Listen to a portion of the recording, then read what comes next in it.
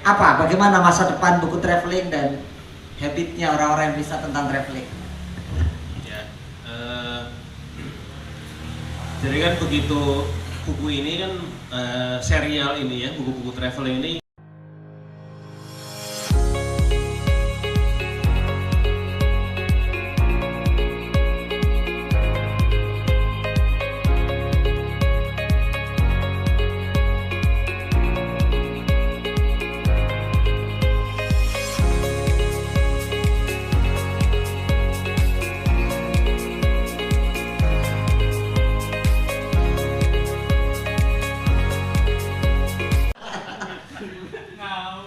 Loh iya kan, keliling dunia dulu baru masuk kota kan, begitu rumusnya. Kalau kita kan enggak. Kita kan karena ikut panduan dari Bentang Pustaka, jadi nggak akan masuk kota, muter terus nggak pulang-pulang itu. Seperti Trinity dalam bukunya yang satu one year out. Ya. Oke, langsung disikat. Bagaimana masa depan buku traveling dan habitnya orang-orang yang bisa tentang traveling? Jadi kan begitu buku ini kan serial ini ya, buku-buku traveling ini mengikuti tren zamannya gitu. Ketika Trinity bikin buku itu zamannya masih semi manual gitu, yang daftar beli tiket apa segala macam masih harus manual, yang lembarannya tebal gitu ya, belum Sebagai tulis tangan gitu. kayak gitu. Terus peta juga ya masih peta lembaran gitu. Oh iya. Kalau mau jalan-jalan ya harus bawa peta, benar-benar bawa peta gitu. Terus kemudian muncullah era baru, tiket-tiket mulai murah. Nah waktu itu buku-buku traveling murah itu sudah drop karena orang sudah bisa jalan-jalan dengan mudah. Beli tiket waktu itu belum sampai yang tiket gila-gilaan yang diskon Air Asia segala macam, belum waktu itu. Tapi orang sudah bisa booking sendiri gitu, sudah bisa browsing lokasi sendiri gitu, dengan internet sudah semakin cepat lah waktu itu. Itu sudah mulai turun trennya gitu. Terus waktu itu orang sudah mulai mempraktekkan buku panduan itu, karena panduan memang masih jarang. Beli buku Lonely Planet itu mahal, terus bacanya juga belum tentu cocok dengan si orangnya. Nah ini dibikin sama orang Indonesia, terus jadilah buku panduan itu dijadikan benar-benar memandu gitu. Nah buku itu kemudian mulai surut lagi ketika orang semakin mudah lagi dengan tiket yang murah gitu. Ngapain saya berburu atau membuat itinerary murah, tiket sekarang murah gitu kan, ke Singapura, ke Malaysia cuma PP 500.000, 700.000 misalnya. Nah itu terus hilang. Tapi yang Trinity masih jalan terus sampai sekarang. Yang Agustinus Wibowo ini saya dengar juga masih jalan. Jadi saya melihatnya besok ya, dengan orang ini sekarang ibaratnya seperti sedang dikungkung gitu, nggak bisa pergi-pergi ya, menahan, terus begitu itu kayak histeria gitu kan, pergi semua gitu. Nah itu buku kisah perjalanan mungkin masih laku gitu ya, masih bisa menjual.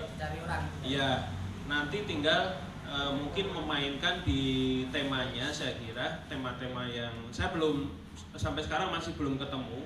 Itu sama dengan ketika saya ngobrol dengan Trinity misalnya, apalagi ya kita bikin apa lagi gitu, karena untuk kisah seperti Trinity itu orang sudah karena sudah berulang-ulang sampai berapa belas berarti itu 10 atau 11 ya, 11 buku gitu kan, orang sudah mulai jenuh gitu ya.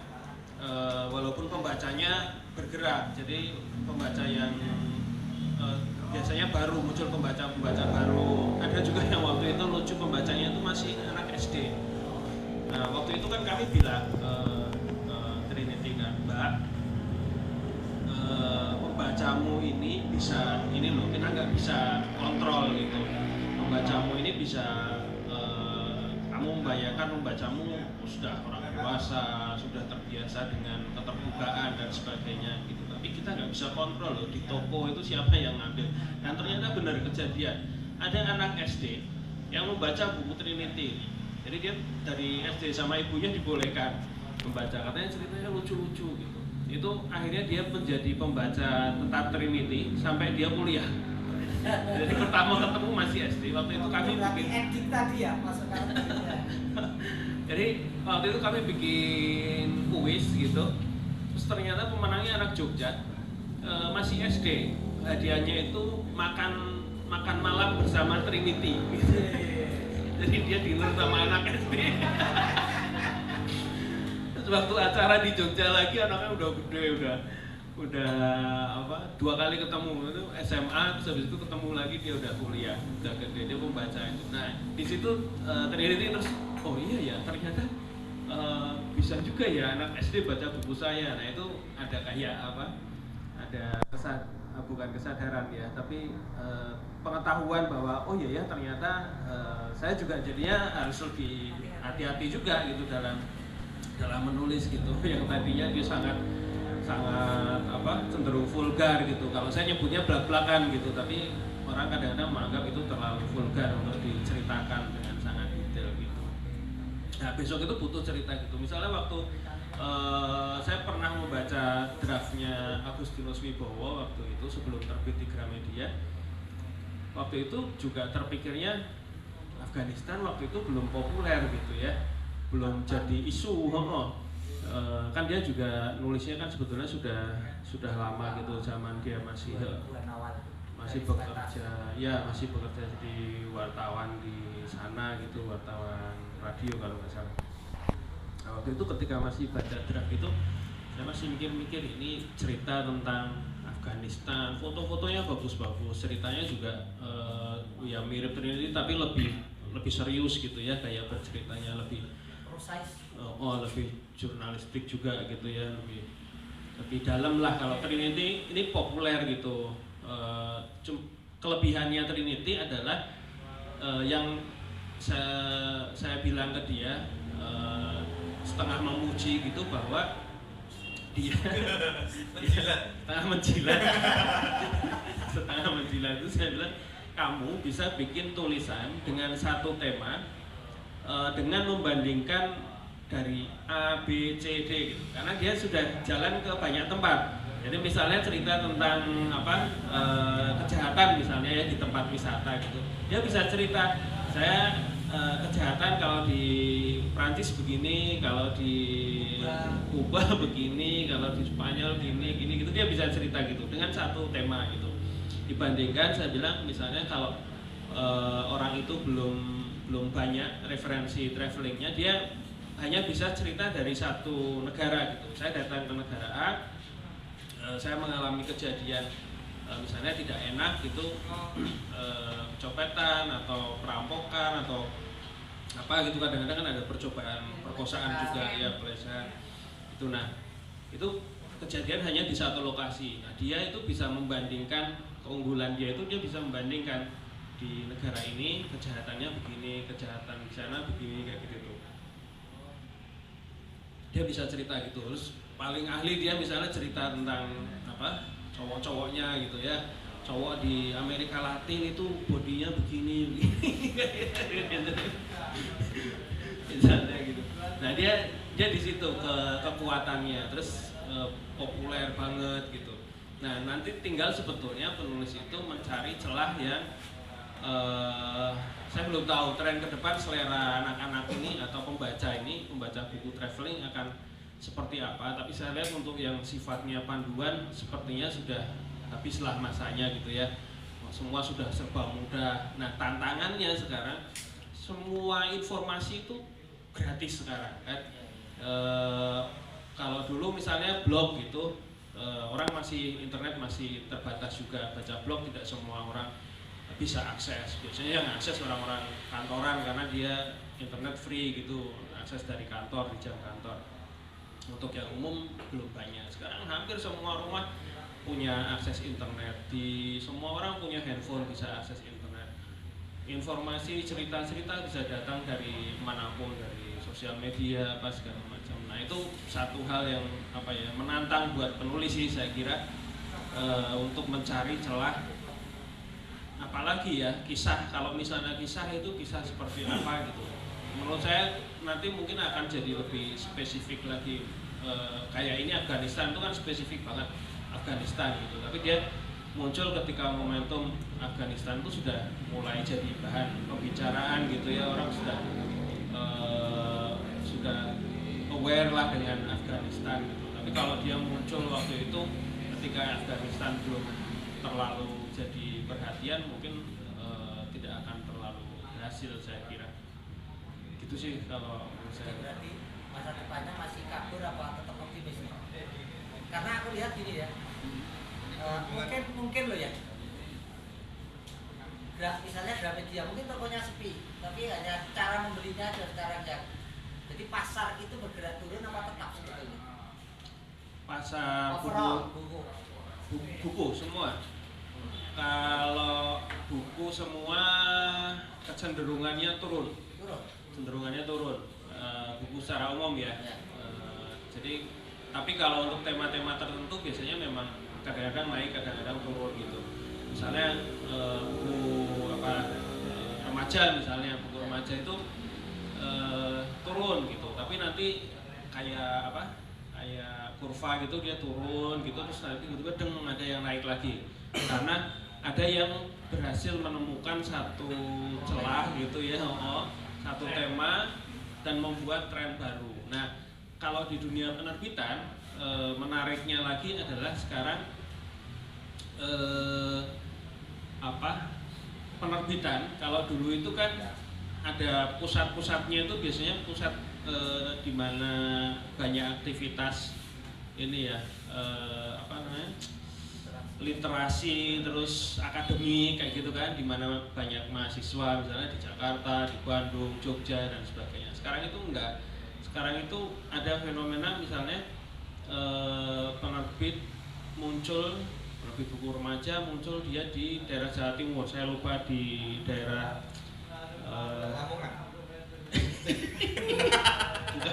bukan di Lamongan. Lamongan itu ada penerbit yang masalah remaja Islam itu namanya Rifai Kapil, dia eksis Indonesia beredarnya. Penerbitnya di rumahnya kan membuat kita ini tersinggung jadinya. Orang Lamongan bikin penerbitan di rumahnya, tapi terus yang di Jombang itu ada yang prosa Islami si Hilmi. Nah, itu kan keren itu, 100.000 eksemplar kalau nggak salah. Nah itu sekarang trennya begitu Mas. Jadi semua sudah tidak ada lagi sekat-sekat kayak gitu. Ini tempatnya tidak ada lagi sekat-sekat. Ini di sini banyak mahasiswanya nih di Jogja, terus orang bikin penerbitan kayak gitu tuh. Udah enggak, di daerah-daerah sudah bisa bikin dan itu jadi nasional gitu. Penerbit Akad pernah dengar? Mas Agung ya. Nah itu kan di Jawa Timur, saya lupa di mana, Mojokerto apa mana. Daerah situ. Sekarang trennya begitu. Nah terus ada fenomena juga dari marketing yang awalnya misalnya 100% atau awalnya ya awal itu 100% lah ketika saya mulai bekerja di penerbitan itu 100% itu masih di toko. Kemudian mulai bergerak sudah mulai muncul toko buku online, sudah mulai bergeser. Tapi toko buku online ini waktu itu masih belum bisa gantikan toko buku offline. Toko buku offline masih dikuasai sama Gramedia terutama. Terus muncul pemain baru, Togamas yang waktu itu sangat progresif ya, Pak Johan itu ya, almarhum Pak Johan, bagus banget.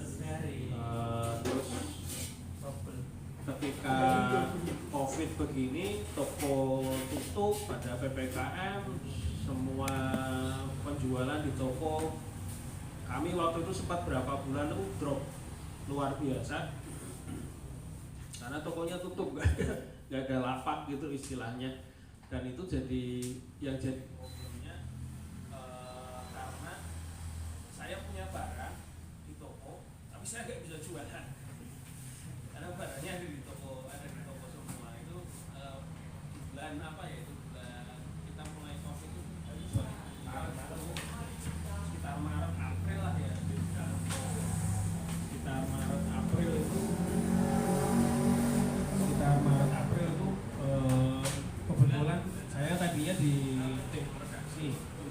promosi naskah, terus saya dipindah ke tim promosi waktu itu. Saya bilang ke HRD, kamu ngerjain saya ya gitu.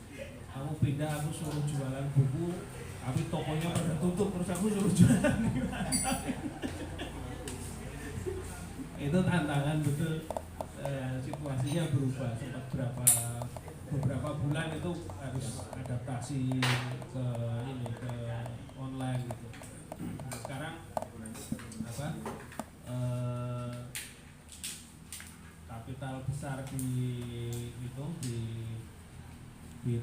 marketplace gitu ya, di marketplace itu sekarang jadi lumayan membantu juga untuk kami penerbit gitu.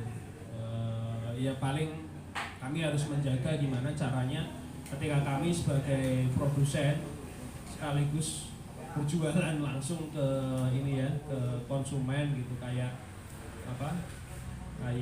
Indomaret atau Superindo terus ngantongi gula sendiri dijual itu kan bersaing dengan produsennya gitu ya, dengan suppliernya gitu. Nah kami jualan buku langsung ke konsumen, tidak melalui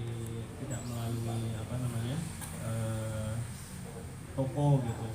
Jadi menjaga supaya kan kami punya ini juga kan, punya reseller, punya relasi toko buku online gitu yang sama-sama bergerak. Kalau offline kan kami ada toko tapi jumlahnya nggak banyak, baru sebetulnya cuma ruang display saja sih lebih. Di Jogja ada ruang display. Ya itu ya. Mahasiswa Jogja bisa main. Ya betul. Ya. Kalau sekarang di jalan ini Palagan setelah Hotel Indolux ke utara sedikit, karena jalan ada tulisan kecil Mizan gitu. Itu tempat displaynya di situ. Semua orang boleh main di sana berarti ya? Boleh silakan. Mau cari saya ngobrol di sana juga oke. Terakhir ini, memang belum ditutup. Tentang pustaka itu masih menerima misalnya naskah-naskah dari luar kemudian buat sana. Bagaimana dan caranya, kontak redaksinya, dan sebagainya, boleh kan? Yang covernya udah jadi itu bisa juga ya. Yang mana ya itu? Kita menerima kecuali dengan tema traveling. Pemirsa travel itu yang untuk Indonesia ini yang punya naskah bagus, mau ketemu penerbitnya. Bisa, naskah bisa. Biasanya kami menerima lewat email karena kan pengirimnya biasanya kan dari banyak tempat gitu ya, lebih mudah dan lebih murah, lebih hemat kalau lewat email gitu. Jadi nggak usah ngeprint apa gitu, naskahnya misalnya tebal 400 halaman gitu kan, sayang gitu buat ngeprint kertas, nanti kirim paketnya juga mahal gitu. Biasanya itu lewat email saja, itu kirimnya ke alamat redaksi@bentangpustaka.com. Lagi-lagi redaksi@bentangpustaka.com. Kirimnya di situ, terus nanti teman-teman di redaksi akan biasanya mengevaluasi, mereview gitu, terus nanti kalau yang diterima nanti akan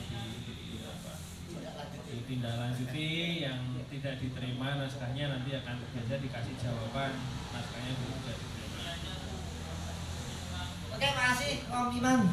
Mas Imam Risdianto ini adalah pemangku kata dan juga ya.